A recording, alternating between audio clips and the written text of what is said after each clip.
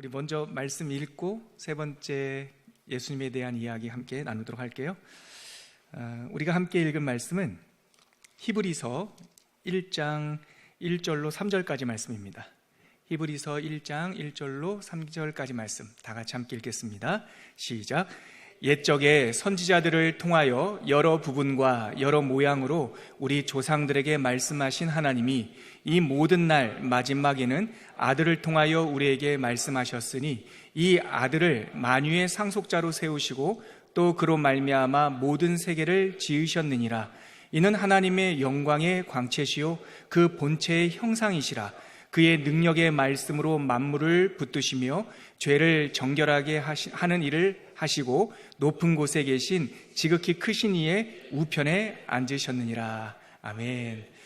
여러분들, 우리가 더 진리 일정을 통해서 알고 있지만 예수님에 대한 공부를 4주에 걸쳐서 하는 일정입니다. 오늘은 그 세 번째 시간 기독론, 우리 그리스도 예수님의 삼중직에 대해서 나눌 텐데요. 강의 안에서 다시 한번 복습하겠지만 지난 두 번 오늘까지 이어지는 목차를 한번 보시겠어요? 오늘까지 이어지는 이 예수님에 대한 공부의 첫 번째 시간이 뭐였냐면 예수님의 그 역사적 의미라고 볼 수 있습니다. 조금 어려운 말로 하면 실존적 의미입니다. 그러니까 예수님이라는 분이 도대체 어떤 분이냐, 사상이나 어떤 사람들이 꾸며낸 말이 아니라 우리에게 성육신하신, 우리에게 오신 하나님이라고 하는, 그래서 저는 역사적 의미라는 말을 좋아합니다. 실제 실존, 이거 어렵네요. 다시 역사적 의미요. 예. 그래서 진짜 우리에게 예수님은 어떤 분일까? 두 번째 주제는 예수님의 존재적 의미입니다. 그래서 우리에게 오신 그 예수님께서는 우리에게 어떤 의미가 되시는가? 그래서 예수님의 인성과 신성을 지난주에 살펴봤고요. 오늘 우리가 살펴볼 세 번째 주제는 예수님의 사역입니다. 자, 오신 예수님 첫 번째 시간 성육신을 중심으로 배웠고요. 그 예수님이 우리에게 어떤 의미, 하나님으로서 또한 우리를 체휼하는 참 인간으로서 그분의 존재적 의미가 두 번째 시간이었고요. 오늘은 예수님의 사역, 그분께서 우리에게 오셔서 무슨 일을 하셨는지에 대해서 오늘 짚어보는 시간입니다. 목차를 보시면 예수님께서 완성하신 직분이 크게 세 가지예요. 성경에 보면 선지자의 직분을 완성하셨어요. 두 번째, 제사장의 직분을 완성하셨어요. 세 번째, 만왕의 왕으로서의 직분을 완성하셨어요. 우리가 읽은 히브리서 1장 1절로 3절에는 바로 성경에 게시된 예수님의 삼중직에 대해서 어쩌면 성경 전체에서 가장 명확하게 한 이 세 가지 직분이 패키지로 묶여있는 말씀이라고 저는 꼽고 싶어요. 물론 성경 전체에 선지자의 완성이신 예수님, 그리고 제사장의 완성이신 예수님, 그리고 왕이신 예수님에 대한 계시가 정말 지면이 모자랄 정도로 많이 있습니다. 대표적으로 히브리서를 보면은요, 히브리서 1장부터 7장까지는 제사장의 대제사장인 예수님에 대한 설명이에요.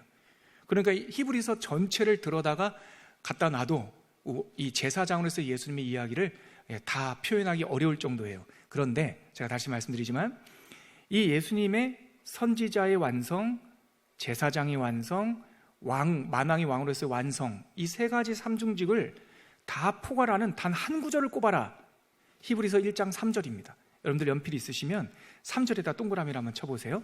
제가 1절과 2절을 다시 한번 읽고 3절이 무슨 의미가 있는지 좀 천천히 풀어볼게요. 제가 한번 1절, 2절 읽겠습니다. 옛적에 선지자들을 통하여 여러 부분과 여러 모양으로 우리 조상들에게 말씀하신 하나님이 이 모든 날 마지막, 즉 예수 그리스도께서 드러나시는 그 디데이에 아들을 통하여 우리에게 말씀하셨으니 이 아들로 말하면 만유의 상속자로 세우시고 또 그로 말미암아 모든 세계를 지으셨느니라. 예수님에 대한 존재론적인 의미예요. 그 다음에 3절은 같이 읽을게요. 시작.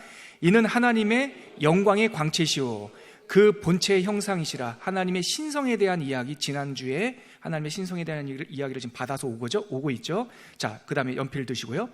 그의 능력의 말씀으로 만물을 붙드시며 밑줄, 이것이 바로 예언자로서의 직분을 완성하셨다라는 걸 풀고 있는 겁니다.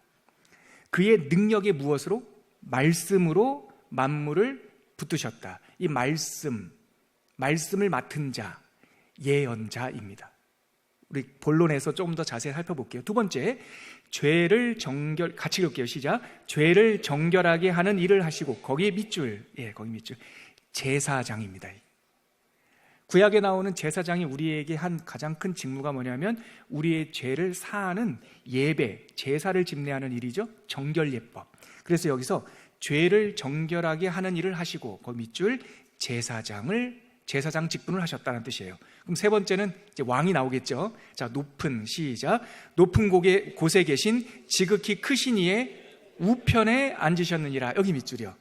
이게 바로 만왕의 왕, 하나님의 보좌 우편이라고 하는 것은 하나님의 맏아들, 그의 동일한 권세와 권위를 상징하는 것이 바로 오른편에 앉았다는 뜻입니다. 그래서 히브리서 1장 3절을 보면 하나님의 영광의 광채이시고 그의 본체의 형상이신 삼위일체의 하나님의 제2위 성자 예수님께서는 그의 말씀의 능력으로 우리를 가르치셨다. 즉 예언자의 사역을 완성하셨고 죄를 정결하게 하는 일을 하셨다. 제사장의 직무를 완성하셨고 높은 곳에 계신 지극히 크신 이의 우편 보좌에 앉으셨다.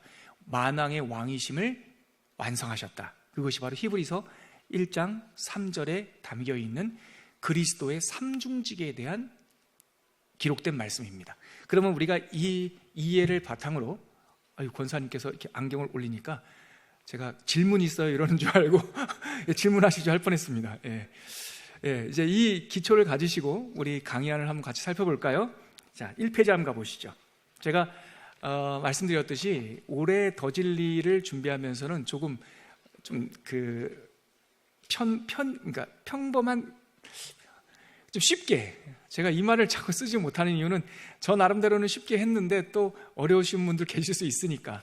제 마음은 뭐냐, 설교처럼 꼭 선행 지식이 없더라도 이 공부를, 이 수요 강좌를 들으면 조금이라도 한두 가지를 담아갈 수 있도록 좀 그렇게 해서 설교 준비하는 마음으로, 강의안이 아니라 설교 준비하는 마음으로 이 강의안을 썼어요. 그래서 시작할 때 좀 이렇게 마음을 부드럽게 하고 이해를 돕는 내용으로 제가 강의안을 시작합니다.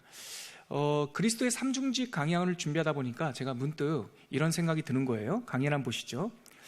저는 성인이 되면서 내 삶의 이 지평, 멀리 보이는 이 지평 위에 세 가지의 길이 하나의 점으로 만나고 있다라고 하는 그런 느낌을, 그런 생각을 한 적이 있습니다. 제가 걸어가는 길 세 가지 길은 첫 번째 가장의 길입니다. 이 직분이란 표현할게요. 이 가장이라고 하는 제가 걸어가야 될 직분은 거창한 결단으로 얻은 것이 아니라 그저 사랑하고 아이를 낳고 마치 계절이 흐르듯이 내 삶에 자연스럽게 시작된, 스며든 일상이자 은혜이죠. 제가 제 인생의 마지막 지평으로 향해서 가는 두 번째 길은 목사라고 하는 이름입니다. 이것은 나의 선택이 아니라 거부할 수 없는 세미한 음성을 따라 걸어가고 있는, 그러나 아직 끝나지 않은 순례의 길입니다. 두 번째 길을 저가 걸어가고 있죠. 말씀으로 언약을 밝히고 기도로 하나님의 뜻을 헤아리고 목회를 통해 하늘과 땅을 다리 놓는 일을 제가 지금 하고 있습니다. 그리고 마지막 저에게 있어 인생 지평에 있어서 마지막 세 번째 길은 작가의 길입니다. 이 길은 아직도 가야 할 먼 길이에요.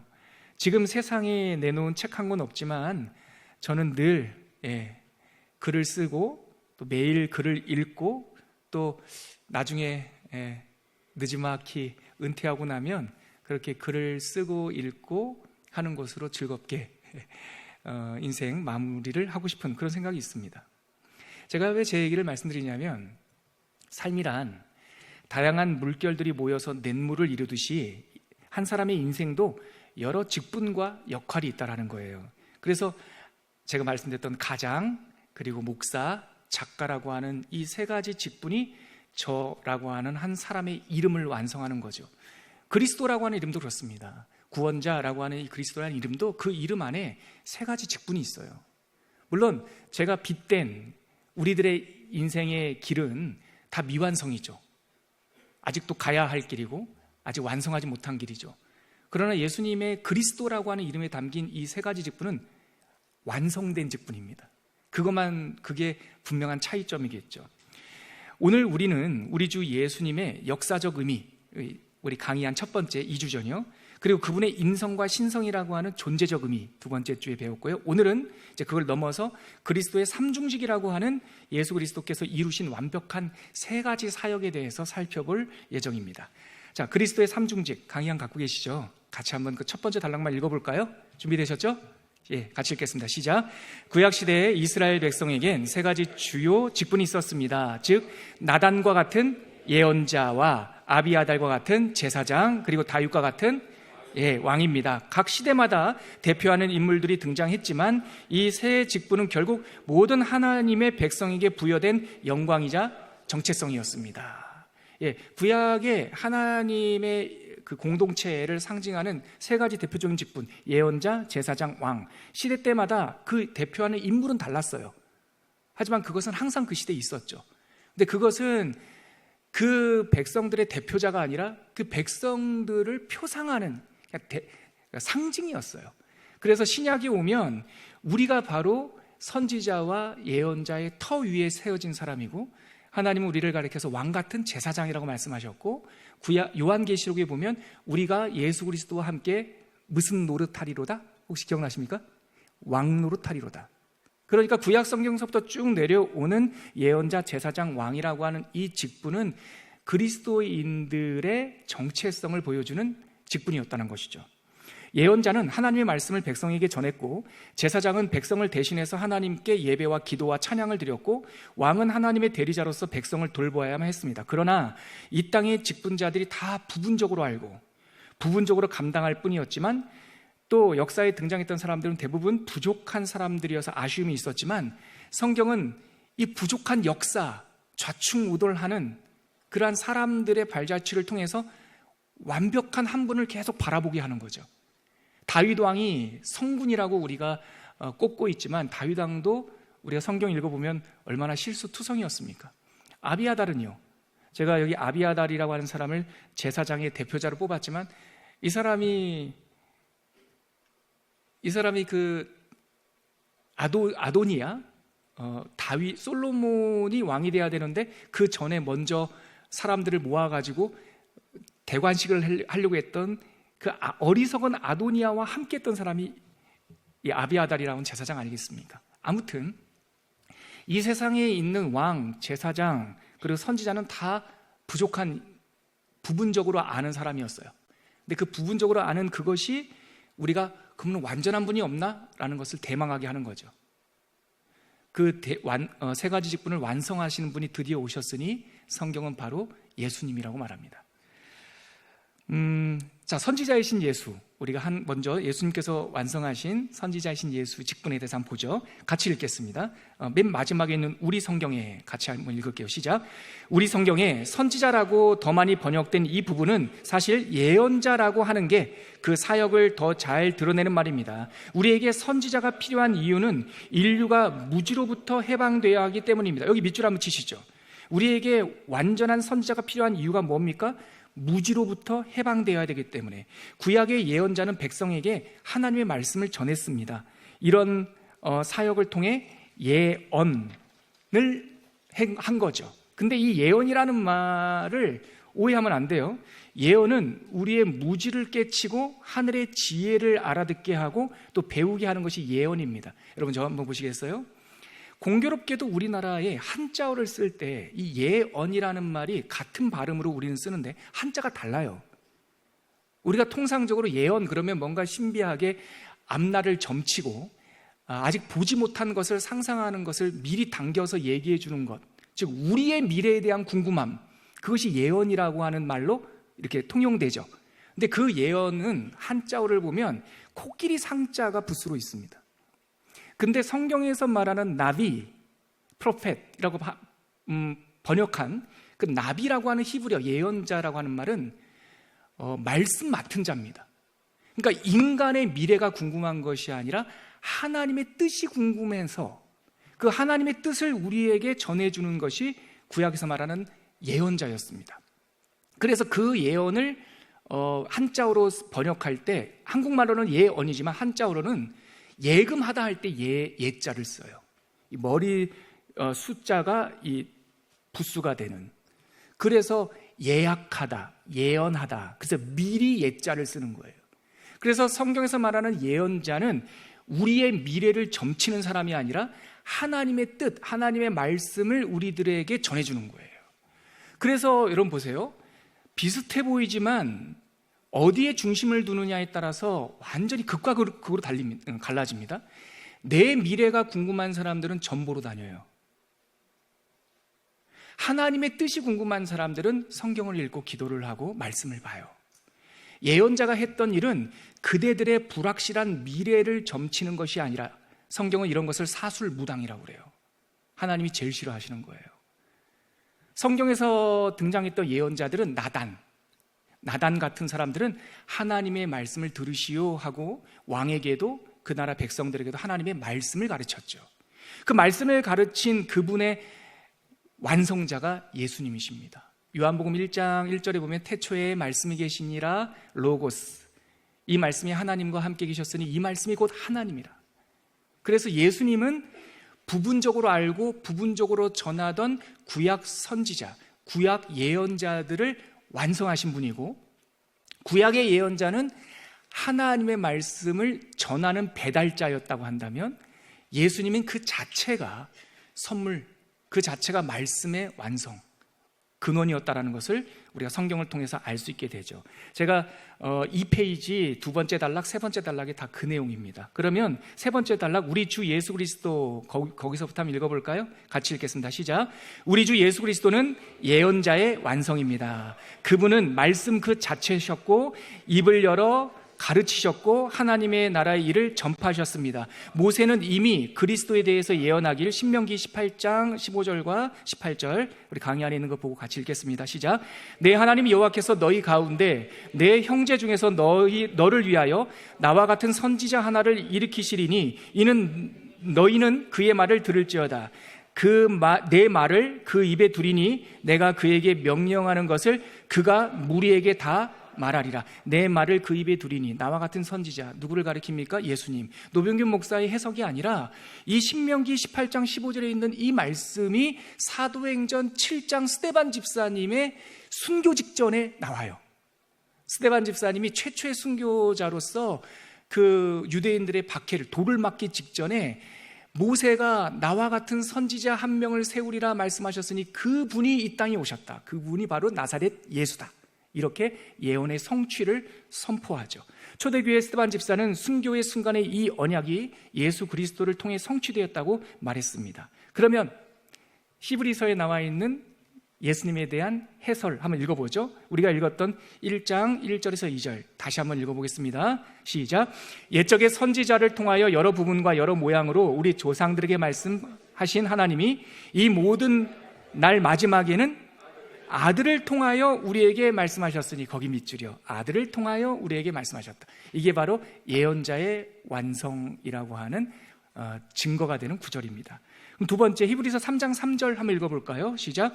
그는 모세보다 더욱 영광을 받을 만한 것이 마치 집 지은 자가 그 집보다 더욱 존귀함 같으니라. 그러니까 히브리서 3장은 예수님은 모세보다 뛰어나신 분, 모세는 선지자의 말씀을 전하는 예언자의 대표거든요. 그런데 성경은 예수님은 모세보다 뛰어나신 분이라고 선언합니다. 자, 마태복음 5장 17절을 보면 더 확실한 것은 예수님께서 직접 당신께서 선지자 사역을 완성하러 오셨다라고 자기 스스로 증언하셨어요. 마태복음 5장 17절 시작. 내가 율법이나 선지자를 폐하러 온 줄로 생각하지 말라. 폐하러 온 것이 아니요 완전하게 하려 함이라. 우리는요, 저 한번 보시겠습니까?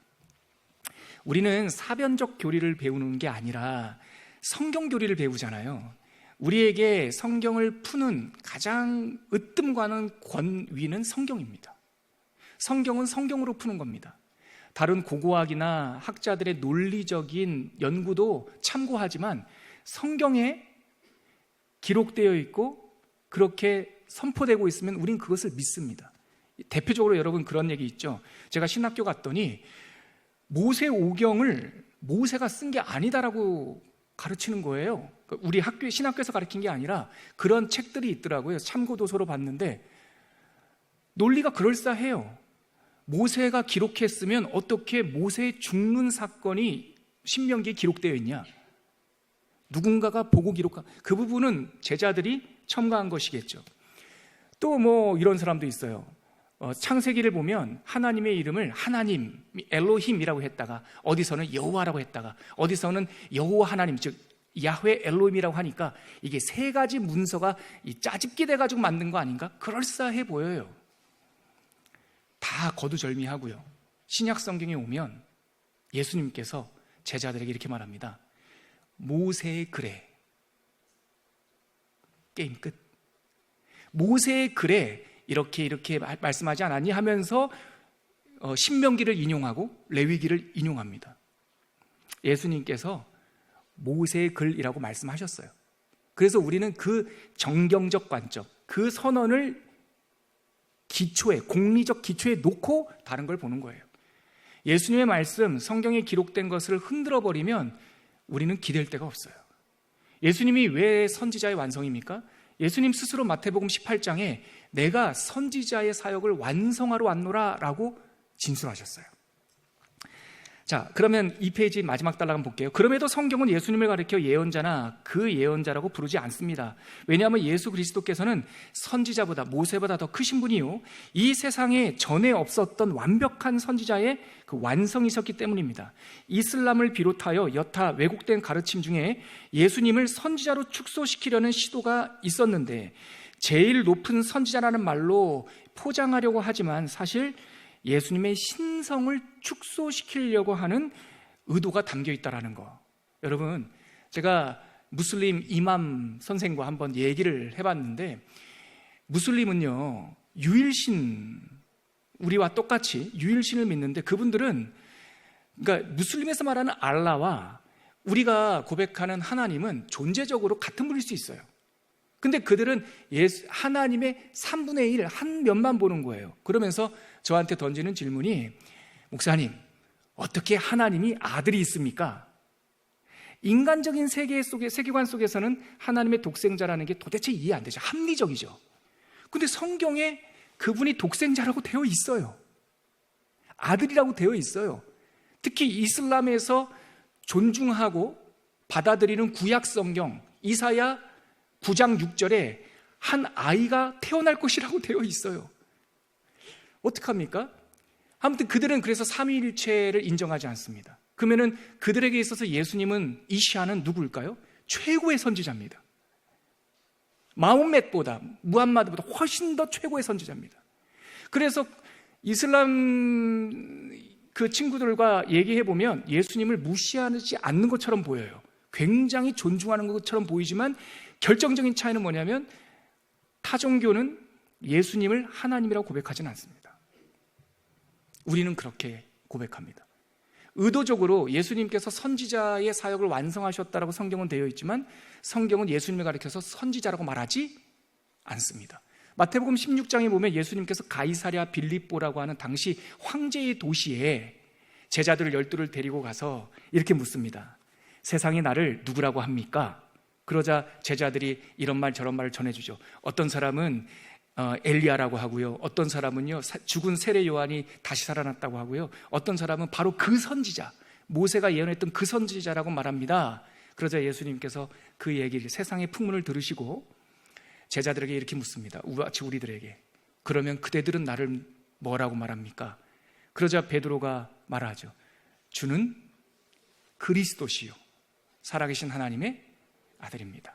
그리스도시요라고 하는 그 그리스도라는 그 역할, 사역 안에 선지자와 왕과 제사장이 다 담겨 있는 거죠. 그랬더니 바요나 시모나, 요한의 아들 시모나, 그대가 참 복이 있습니다. 그대가 이것을 깨닫는 것은 혈육을 통해서, 논리를 통해서 깨닫는 것이 아니라 하늘의 하나님께서 알게 하신 것이군요. 내가 이 고백 위에, 그리고 그대 위에 교회를 지을 것입니다. 그렇게 해서 교회라는 말이 마태복음 16장에서 처음으로 딱 나오죠. 아무튼 여러분, 아주 중요한 대목에서 제가 좀 부연 설명을 길게 했습니다. 예수님이 선지자의 완성이라는 것을 우리는 어떻게 확실히 알 수 있습니까? 예수님 스스로 내가 선지자의 사역을 완성하러 오셨다라고 선언하셨습니다. 3페이지로 가볼게요. 자, 세 번째, 제사장이신 예수님. 그리스도라는 이름 안에는 두 번째 직분, 제사장의 완성이라는 게 있습니다. 우리에게 오신 그리스도는 제사장 직분을 완성하신 분입니다. 히브리서 4장 14절 같이 읽어볼게요. 시작. 그러므로 우리에게 큰 대제사장이 계시니 승천하신 이 곧 하나님의 아들 예수시라. 우리가 믿는 도리를 굳게 잡을지어다. 아멘이시죠? 저도 이 말씀을 믿습니다. 이 말씀에서 우리에게 큰 대제사장이 계신다. 누굽니까? 승천하시니 곧 하나님의 아들 예수라 이렇게 되어 있잖아요. 우리가 이 믿는 도리를 굳게 잡자. 히브리서 8장 1절 시작. 지금 우리가 하는 말의 요점은 이러한 대제사장이 우리에게 있다는 것이라. 그는 하늘에서 지극히 크신 이의 보좌 우편에 앉으셨느니라. 구약 성경에서 제사장이 하는 일은 하나님께 예배드리고 그리고 그들의 백성들을 대신해서 대속죄를 내는 죽음을 무릅쓰고 지성소 안으로 한 번 들어가요. 들어보신 적 있으시죠? 그 지성소 안에는 딱 1년에 한 번 들어갑니다. 하나님의 말씀과 임재가 있는 그 자그마한 골방. 들어갈 때 대제사장들이 이 방울이 달린 옷을 입고 들어갔습니다. 부정하게 홈니와 비느하스처럼 그곳에 침범하면 거기서 죽는다라고 생각했어요. 죽으면 그 시신을 어떻게 밖으로 냅니까? 못 내니까 오른쪽 발목에 줄을 묶고 딸랑딸랑 움직이면 소리가 날 수 있는 옷을 입고 들어갑니다. 그래서 소리가 들리면 거기서 하나님을 향한 속죄 기도를 하는 거고, 소리가 안 들리면 뭔 일이 일어난 거죠? 그럼 바깥으로 냈습니다. 그런 것은 기록되어 있진 않아요. 아무튼 그러나 대제사장은 모든 백성들의 죄를 대신해서 하나님의 존엄 앞에, 영광 앞에 들어가는 역할을 제사장이 했습니다. 또 그는 무엇을 했습니까? 백성들의 죄를 씻겨주는 제사와 사죄 선언을 하는 일을 했습니다. 바로 이 역할이 예수님에게 다 담겨 있습니다. 우리에게, 자, 같이 거기 읽어볼게요. 시작. 우리에게 대제사장이 필요한 까닭은 인류가 죄책에서 사함을 받고 죄의 오염에서 씻음이 필요하기 때문입니다. 선지자의 완성이신 예수께서 우리를 무지에서 해방시키셨다면 대제사장이신 예수는 우리를 죄의 허물과 오염에서 해방시켜 주셨습니다. 로마서 8장 1절. 그러므로 이제 그리스도 예수 안에 있는 자에게는 결코 정죄함이 없나니 이는 그리스도 예수 안에 있는 생명의 성령의 법이 죄와 사망의 법에서 우리를 해방하였습니다. 예수님이 이 땅에 오신 게 바로 그런 겁니다. 그래서 제사장의 완성이라는 것이죠. 스가랴 3장 4절 정결케 되는 그 장면이 구약 성경 스가랴서의 환상처럼 보여져 있습니다. 한번 읽어볼게요. 여호와께서 자기 앞에 선 자들에게 명령하사 그 더러운 옷을 벗기라 하시고 또 여호수아에게 이르시되 내가 내 죄악을 제거하여 버렸으니 내게 아름다운 옷을 입히리라 하시기로. 정결케 되는 것. 여기 여호수아라는 이름이 신약에 오면 예수 대제사장입니다. 포로기의 대제사장. 성경은 도처에 주 예수 그리스도께서 우리의 대제사장이라고 가르칩니다. 그 구절들을 모두 인용한다면 아마 이 지면이 모자랄 정도입니다. 그럼 대제사장께서 하신 일들이 정확히 무엇일까요? 대표적인 사역들을 꼽아보면 첫 번째 뭡니까? 예수께서는 온전한 예배를 드리셨다. 요한복음 4장 말씀 기억나십니까? 예수님께서 낙인 찍혀 있었던 사마리아 땅을 지나가셔야 하겠는지라. 그 중에서도 또 그 변두리에 있던 사람이 또 낙인 찍고 미워했던 5번 결혼한 부정한 여인이 나오잖아요. 그 부정한 여인의 절망은 자기가 5번 버림받았다는 것이나 아니면 그 사마리아 사람들이 자기를 가리켜서 험담하는 것보다도 자기의 이러한 삶의 굴곡 때문에 예배를 못 드린다는 것이 가장 큰 절망이었죠. 예배 못 드렸거든요. 죄인이라고 낙인 찍혀서. 그 여인에게 예수님께서 찾아가셔서 이렇게 저렇게 말씀을 나누시는데 그 여인의 질문이 뭐였습니까? 우리 어디서 예배 드려야 됩니까? 사마리아 사람들은 그리심산에서, 근데 유대인들은 예루살렘에서 예배 드리라고 하는데 우리 어디서 예배 드려야 됩니까? 근데 제가 예전에 말씀드렸죠. 이 여인의 비참함은 모르는 것이 아니라 능력이 없는 거라고. 사마리아 산입니까? 예루살렘입니까? 몰라서 던지는 질문 아닙니다. 예를 들어 예수님께서 뭐니 해도 예루살렘이죠 해도 이 사람은 예루살렘 예배드리러 못 가죠. 사마리아인이고 부정한 여인이었으니까. 만약에 예수님께서 장소가 뭐가 중요해요? 그리심산에 가셔도 됩니다 라고 해도 못 가죠. 그 사마리아 사람들이 이 여인을 배척했으니까. 결국 이 여인에게서는 어디서 예배 드려야 되느냐라고 하는 알의 문제가 아니라 어디든 갈 수 없는 무능이 있었던 거죠. 예수님께서 그 여인을 향해서 뭐라고 대답하십니까? 여기도 저기도 아닙니다.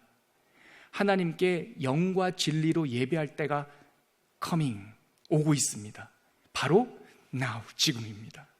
하나님은 나에게 영과 진리로 하나님께 영과 진리로 예배하는 사람을 찾고 계십니다. 그러니까 예배란 어디로 가서 어느 장소에서 어떠한 신분으로 드리는 것이 아니라 하나님이 찾으시는 사건, 하나님이 찾아오시는 것, 그것이 예배였죠.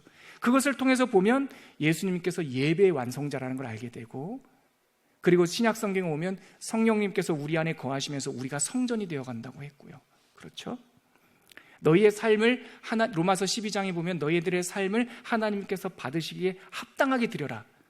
이것이 바로 영적 예배니라. 이렇게 말씀해 주셨죠. 장소적인 개념을 초월해서 이제 하나님과의 만남을 완성하는 대제사장의 사역을 하신 것이죠.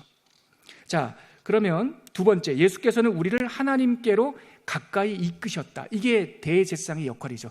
절기 때마다 백성들을 모으는 것. 예수님께서는 나는 선한 목자니 나를 통해서 양들이 꼴을 먹고, 또한 나는 양들의 문이니 양들이 나를 통하여 들어오고 나가면서 꼴을 먹고, 예수님께서 우리를 선하게 하나님께로 인도하는 분이라는 것을 우리에게 말씀해 주셨죠. 또 제 대제사장이 한 일이 뭡니까? 예수께서는 우리를 위해 기도하시는 분이죠. 말할 수 없는 탄식으로. 그래서 세 가지, 대제사장이 한 일은 온전한 예배를 드렸다, 우리를 하나님께로 가까이 이끄신다, 우리를 위해서 기도하신다. 예수님께서는 이 세 가지 사역을 다 그의 삶을 통해서 우리에게 보여주시고 이루신 분입니다. 자, 히브리서 4장 15절, 7장 26절 우리 이어서 한번 읽어볼게요. 시작. 우리에게 있는 대제사장은 우리의 연약함을 동정하지 못하실 리가 아니요 모든 일에 우리와 똑같이 시험을 받으신 이로되 죄는 없으시니라. 7장 26절입니다. 이러한 대제사장은 우리에게 합당하니 거룩하고 악이 없고 더러움이 없고 죄인에게서 떠나 계시고 하늘보다 높이 되시니라. 우리에게 큰 제사장이 있다라고요. 4페이지로 가보면요, 히브리서 9장 12절에 그 제사의 완성도 나옵니다. 읽어볼게요. 시작. 염소와 송아지의 피로 하지 아니하고 오직 자기의 피로 영원한 속죄를 이루사 단번에 성소에 들어가셨다. 요약하자면 우리 주님은 모든 인류를 대표하는 대제사장이었습니다. 이 대제사장이신 주님이 우리를 하나님과 화해시키기 위하여 당신 자신을 대속물로 어린 양으로 희생하셨고, 우리와 하나님 사이에 막힌 담을 허무는 화목제물이 되셨고, 더불어 예수님은 우리를 위하여 기도하시는 중보자이십니다. 요한계시록을 보면 하나님의 어린 양은 요한계시록 4장에 보면 큰 보좌가 있는데 그 보좌 앞에 어린 양이 계신데 일찍이 죽임당한 양 같더라. 근데 그 어린 양이 뒤를 쫙 돌아보니까 유다 지파의 라이언, 사자의 모습이더라. 그래서 우리 교회, 기독교 전통에서 라이언 앤 램이라고 하는 어디에도 없는, 이 C.S. 루이스 선생님께서 나니아 연대기를 쓸 때, 그 아이들을 위한 동화를 쓸 때 그게 기독교 성경 세계관이거든요. 그 주인공 아이들이 성경의 세계관 안에 들어가서 사자를 만나죠. 그 사자 이름이 아슬란. 근데 그 사자가 상징하는 분이 바로 일찍이 죽임당한 예수님이었죠. 그래서 예수님은 대제사장 유월절 어린 양으로서 속죄를 완성하시고 예수님의 보좌 우편에 계신다. 이것이 성경이 우리에게 알려주는 이야기입니다. 마지막, 왕이신 그리스도 같이 한번 복습을 해볼까요? 첫 번째, 예수님께서 완성하신 게 무슨 직분입니까? 예언자, 말씀을 가르쳐 주신다. 왜 우리에게 예언자가 필요합니까? 우리에게는 무지를 깨고 하나님의 말씀이 필요하기 때문에. 두 번째, 예수님께서 무엇을 완성하셨습니까? 대제사장, 우리에게 왜 제사장이 필요합니까? 우리의 죄의 책과 죄의 오염을 깨끗해 하고 우리를 하나님께로 인도하며 우리를 위하여 항상 기도해 주시는 중보자가 필요하기 때문에. 마지막 세 번째, 왕이신 그리스도. 모든 이름 위에 뛰어난 이름 그리스도라는 칭호에 담긴 세 번째 직분은 바로 왕이신 분입니다. 구약에서 왕은 이스라엘 민족을 다스릴 권위를 지니고 있었습니다. 왕으로 오시는 그리스도에 대해서는 이미 수많은 구약의 구절들이 예언되어 있었는데요, 아까 제가 짧게 인용한 이사야 9장 6절에서 7절 같이 한번 읽어볼까요? 다 찾으셨죠? 시작. 한 아기가 우리에게서 낳고 그의 어깨에는 정사를 메었고 영존하시는 아버지라 평강의 왕이라 할 것임이라. 또 다윗의 왕자와 그의 나라에 군림하여 그 나라를 굳게 세우고 지금 이후로 영원히 정의와 공의로 그것을 보존하실 것이라. 다윗의 왕자와 그의 나라에 군림하여.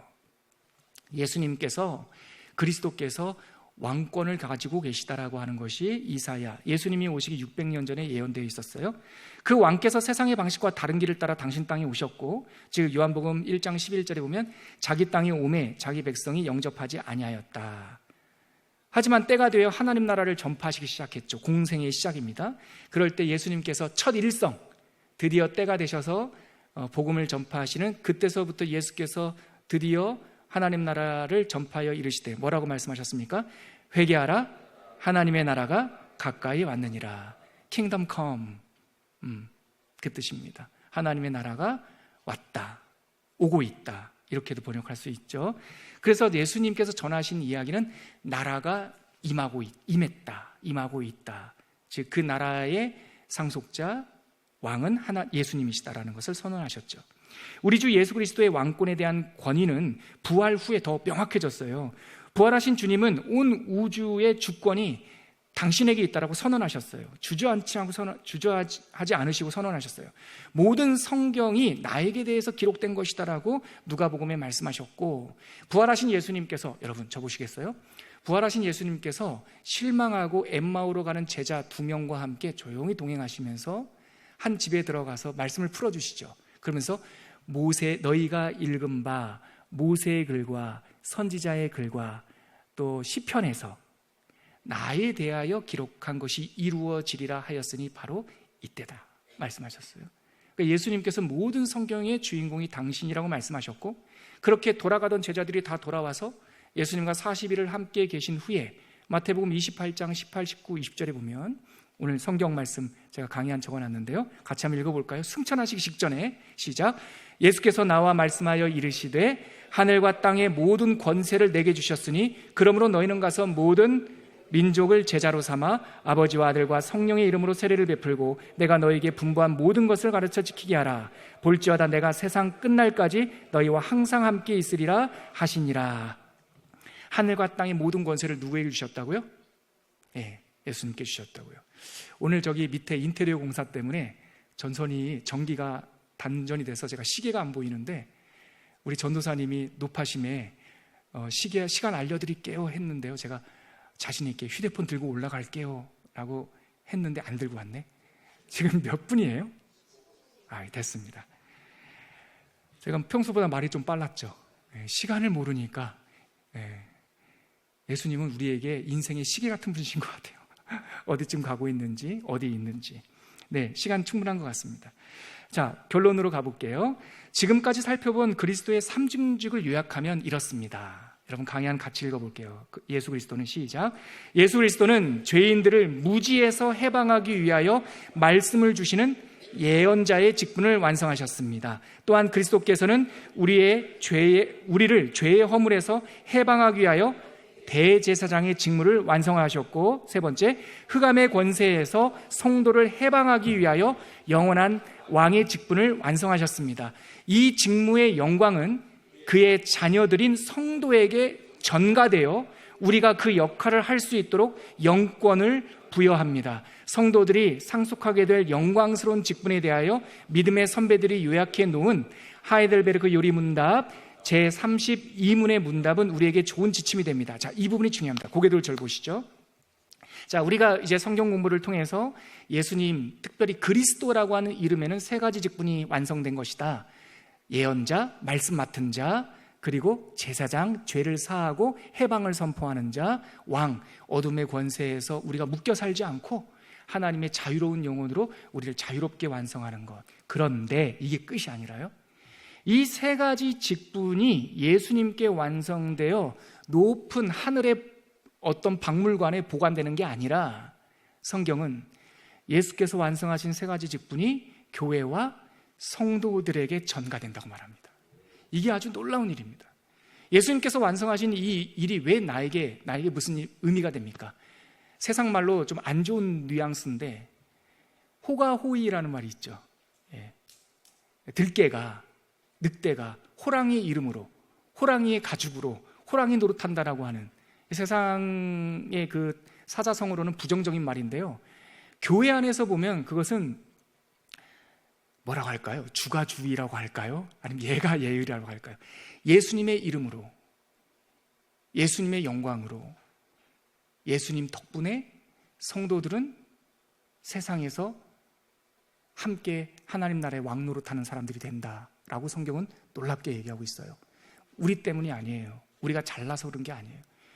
우리는 그 세상, 아까 말했던 C.S. 루이스 선생 말씀처럼 세상 바깥에 계시는 분들이나 우리나 다 똑같아요. 죄인이에요. 그런데 아직 예수님을 믿지 않는 분들과 우리 사이에 무슨 차이가 있습니까? 밖에 계신 분들은 본인들이 죄인이라는 걸 잘 몰라요. 근데 이미 구원받고 말씀을 아는 분들은 우리가 죄인이라는 걸 알아요. 그래서 C.S. 루이스 선생님이 불신자였다가 영국의 대표적인 지성인이었다가 하루아침에 회심을 했죠. 그래서 그의 회심 사건은 영국의 조간신문에 나올 정도로 사회를 떠들썩하게 했어요. 그러니까 이분은 비포와 애프터를 다 경험하신 분이죠. 그분께서 이런 말을 했어요. 교회에 와보니 교회 안에도, 또 예전에 생각을 해보면 교회 바깥에도 다 죄인이 있더라. 근데 교회 안이 다른 점은 본인이 죄인이라는 것을 알더라. 그래서 예수의 이름을 부르고 예수의 은혜를 말하고 예수님의 덕분을 말하더라. 이것이 바로 그리스도의 삼중직이 우리에게 주는 의미입니다. 우리는 부족하지만 예수님을 믿으면 그의 말씀이 우리의 지혜가 되고 무지에서 해방시켜주고, 그의 제사장, 그의 속죄가 우리를 죄에서 해방하고, 그의 영권이 이제는 어두움에 우리가 사로잡히지 않고 굴복되지 않고 참다운 자유인으로 살 수 있는 해방을 주신다는 거죠. 이것을 벌써 460년 전 종교개혁 이후 50년 만에 독일에서 모여서 우리 성경 중심의 개혁교회가 이렇게 믿습니다라고 정리한 것이 하이델베르그 요리문답이잖아요. 32번째 질문, 지난주 주일날 이거 했었는데요, 거기에 바로 이 내용이 딱 담겨 있어요. 우리가 460년 된 그 32번째 질문, 그리스도의 삼중직이 우리에게 어떻게 적용되는지 이 내용 읽고 오늘 공부 마무리하도록 하겠습니다. 32번째 질문 같이 한번 읽어볼까요? 시작. 그러면 왜 당신을 그리스도인이라 부를까요? 자, 이 질문이 보십시오. 지난 주일날은 이것까지 설명 안 했습니다. 그리스도인이라는 말에 크리스찬이라는 말이 지소사예요.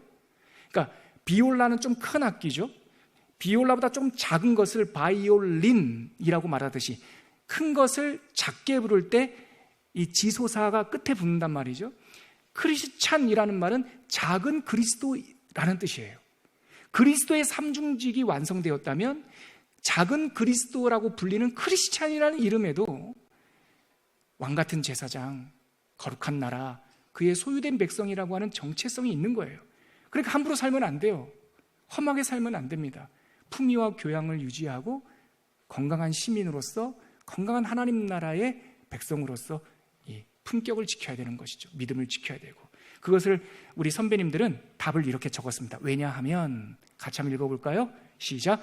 왜냐하면 내가 믿음으로 그리스도의 지체가 되어 그의 부르심에 기름 부음에 참여하기 때문입니다. 나는 선지자로서 예수님의 이름의 증인이 되며 제사장으로서 나 자신을 감사의 산 제물로 그에게 드리고, 또한 왕으로서 이 세상에 사는 동안 자유롭고 선한 양심으로 죄와 마귀에 대항하여 싸우고 이후로는 영원히 그와 함께 모든 피조물을 다스릴 것이기 때문입니다. 그래서 크리스찬이라고 부르는 거예요.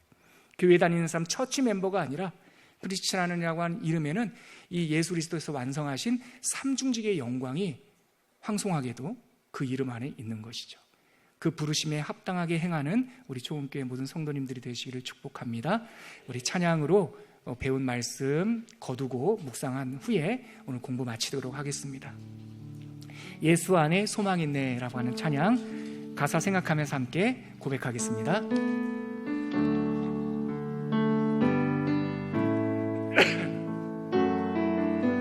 예수 안에 소망 있네. 예수 안에 소망 있네.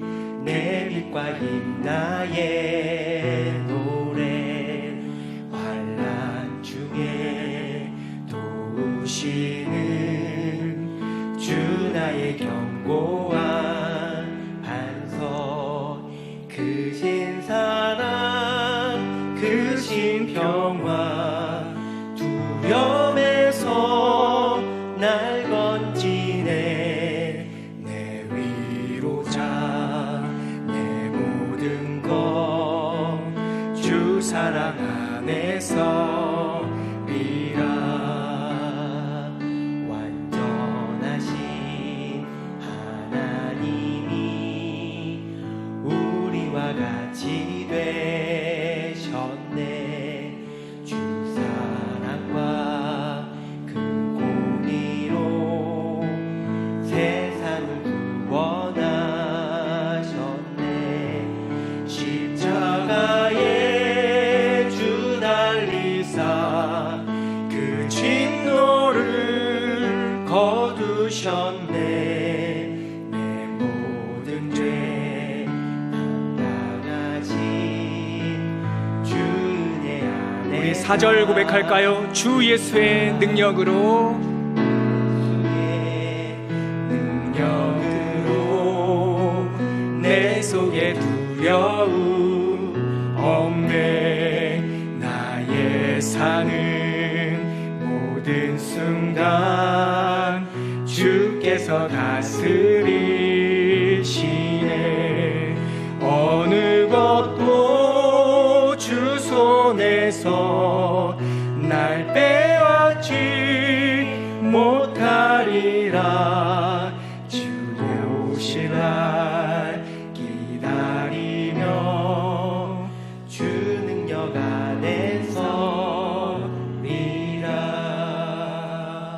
아멘. 평소에 부르던 우리 복음성과 달리 오래된 이 전통적인 우리가 찬송과 우리 찬양을 함께 올려드렸습니다. 가사 생각하면서 예수 안에 소망 있네. 하나님 안에 소망 있네. 하나님 안에 내 모든 것이 은혜로 살아나네 라고 하는 생각을 가슴에 담고 우리 말씀을 거두면서 잠깐 기도하도록 하겠습니다. 기도합니다. 하나님 아버지, 주님,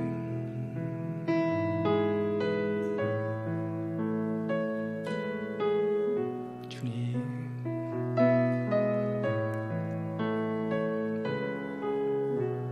아버지, 우리 가운데 임재하여 주시옵소서. 말씀으로, 제사장으로, 또 왕으로 좌정하여 주옵소서. 하나님 아버지, 오늘도 예수님에 대해서 성경에 예언된 우리 그리스도 주님에 대해서 알려주셔서 감사합니다. 말씀이 있는 백성으로 살아가게 하여 주시옵소서. 대제사장이 있는 사람으로 더 이상 죄책감에 눌리지 않고 사죄 선언을 받은 사람처럼 해방된 인생이 될 수 있도록 붙들어 주시옵소서. 우리가 왕이 있는 백성이라고 알려주셔서 감사합니다.